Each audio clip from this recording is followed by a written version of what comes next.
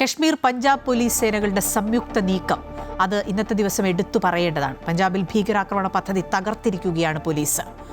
2 ഭീകരരെയും അവരുടെ സഹായികളെയും പിടികൂടിയിട്ടുമുണ്ട്. പഞ്ചാബിലെ മലർക്കോട്ടയിൽ നിന്നാണ് ഇവരെ പിടികൂടിയത്. ഇതാദ്യമായാണ് ജമ്മു കശ്മീർ പോലീസ് മറ്റൊരു സംസ്ഥാനത്തെ പോലീസ് സേനയുമായി ചേർന്ന് ഇത്തരമൊരു തെരച്ചിൽ നടത്തുന്നത്. പഞ്ചാബിൽ ആസൂത്രണം ചെയ്തിരുന്ന വലിയ ഭീകരാക്രമണ പദ്ധതിയാണ് പോലീസ് തകർത്തത്. മലേർകോട്ട്ല ജില്ലയിൽ നിന്നുമാണ് പ്രതികൾ അറസ്റ്റിലായത്. മയക്കുമരുന്ന് വിരുദ്ധ ക്യാമ്പയിനുമായി ബന്ധപ്പെട്ട അന്വേഷണത്തിനിടയിലായിരുന്നു പ്രതികളെക്കുറിച്ച് പോലീസിന് വിവരം ലഭിച്ചത്. പ്രതികൾ 15 വർഷത്തിലേറെയായി ഇന്ത്യയുടെ വിവിധ ഭാഗങ്ങളിൽ താമസിക്കുന്നുണ്ടെന്ന് മലേർകോട്ട്ല നിവാസികൾ പറഞ്ഞു. ഓപ്പറേഷന്റെ പൂർണ്ണ വിവരങ്ങൾ പോലീസ് വെളിപ്പെടുത്തിയിട്ടില്ല. തങ്ങളുടെ സംസ്ഥാനത്ത് രജിസ്റ്റർ ചെയ്തിട്ടുള്ള ഭീകരവാദ കേസുകളുടെ അന്വേഷണം കൂടുതൽ ഊർജിതമായി മറ്റ് സംസ്ഥാനങ്ങളിലേക്ക് കൂടി വ്യാപിപ്പിക്കാനുള്ള ജമ്മു കാശ്മീർ പോലീസിന്റെ പുതിയ തീരുമാനത്തിന്റെ ഭാഗമായിട്ടാണ് നടപടി.